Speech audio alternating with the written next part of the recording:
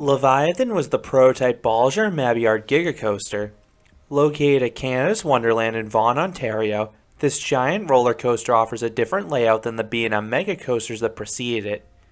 I remember there was some concerns that this attraction would be too similar to Behemoth when it was announced, but those fears were quelled the second this attraction opened. Find out why this is Canada's Wonderland's best attraction in this review.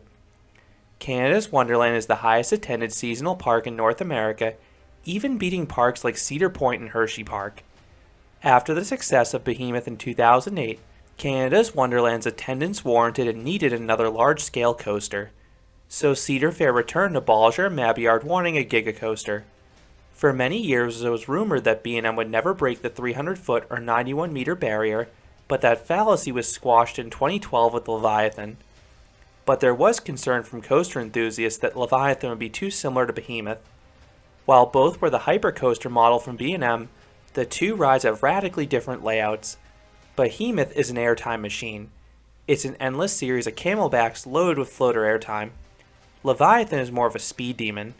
The ride has some airtime-filled camelbacks, but Leviathan charges through its elements faster, and there are these low hills accentuating the ride's speed.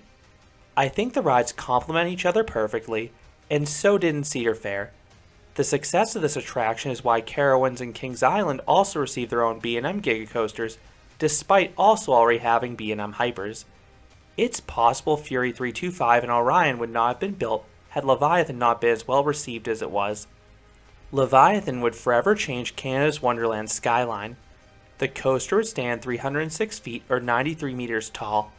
This ride can be seen from miles away, and it looks imposing from the parking lot as you get closer. Many cars will park right along this coaster's layout, and the entry plaza is located directly underneath the attraction. It really gets guests hyped for their day. So understandably, most guests want to make this coaster their first stop of the day. Leviathan has incredible capacity, regularly running 3 trains each seating up to 32 riders, but it often is the longest line in the park. It's not uncommon to see this ride hovering around the hour mark for a wait time. If you aren't one of the first people in line for this coaster, it's honestly more efficient to hit the other rides first with the short waits in the morning and return to Leviathan later in the day. Or you can purchase a fast lane skip the line pass if you want to lap this coaster all day long. I talked about this coaster's size, but I like its visual look too. The cyan track looks beautiful, particularly on a sunny day. And the ride's entry plaza is a 3D version of the ride's logo with the mythical beast situated above a fountain. Cedar Fair always seems to nail the presentation for their signature rides, and Leviathan is no different. When you reach the station, there's a grouper who will assign you a row. From my experience over the years, they are more than happy to honor seating requests if you ask nicely. My favorite row by a slim margin is the back to experience the drop to the fullest.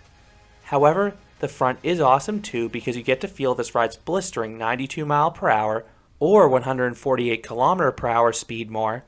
But trust me, this ride feels mighty fast wherever you sit. If you've ridden other B&M Hypers, the restraints are familiar.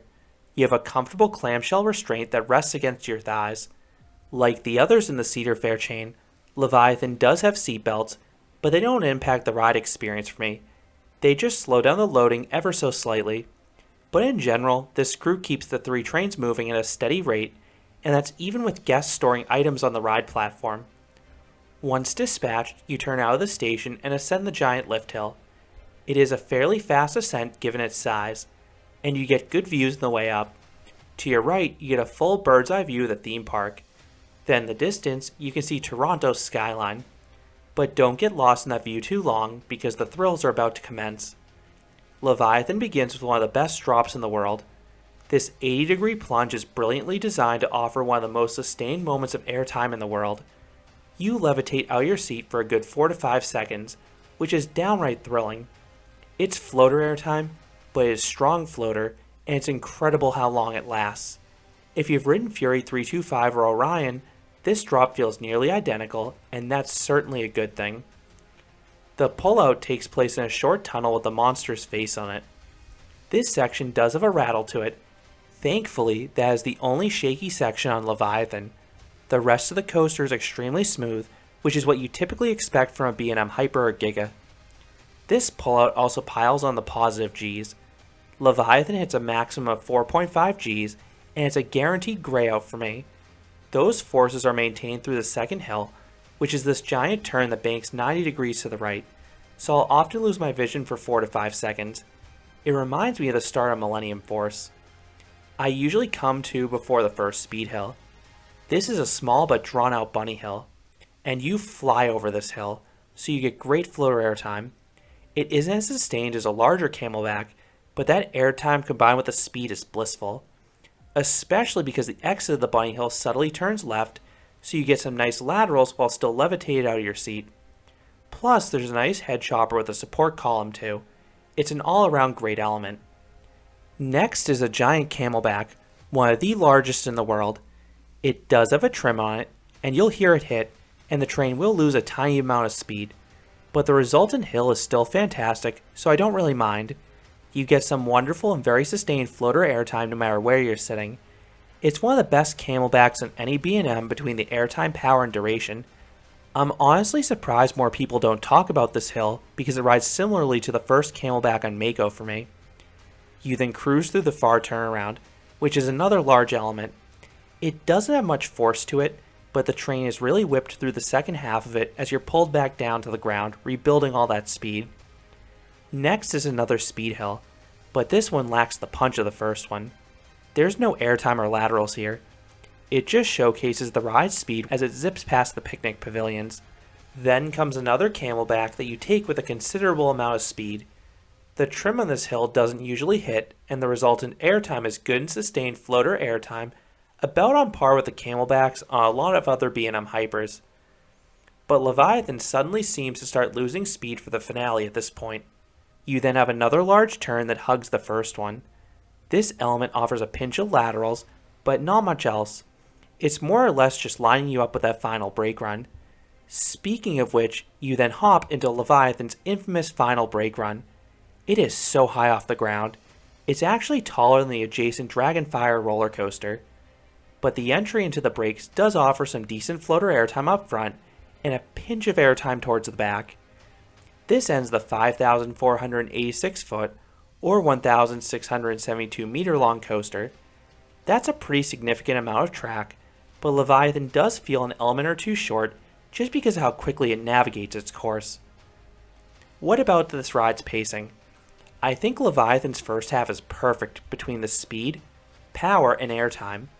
The second half has some elements that don't quite hit, such as the second speed hill and that final turn, but I'd equate the experience to Mako, where the first half is so good that it can't overcome a second half that does drop off. So what would I rate Leviathan? I would give the original B&M Giga Coaster an 8.5 out of 10. I really like Leviathan, but this rating reflects how it compares to some of the other Gigas out there. I love the first drop, airtime hills, speed, and smoothness. This is such a satisfying coaster. I just wish a few of the final elements were superior, or there was an extra few hills like Fury 325. That is what would push this coaster higher up on my list. Still, this is a really good coaster that compares favorably to Orion in my opinion. I think this is the best steel coaster in Canada and a worthy top attraction at the Cedar Fair Park. So those are my thoughts on Leviathan at Canada's Wonderland. How do you think this coaster compares to the other Giga Coasters out there? Let me know what you think down in the comments. If you enjoyed this review, I'd appreciate it if you gave this video a like, and you considered subscribing, because there'll be a lot more roller coaster and amusement park videos here at Canopy Coaster. Thanks for watching.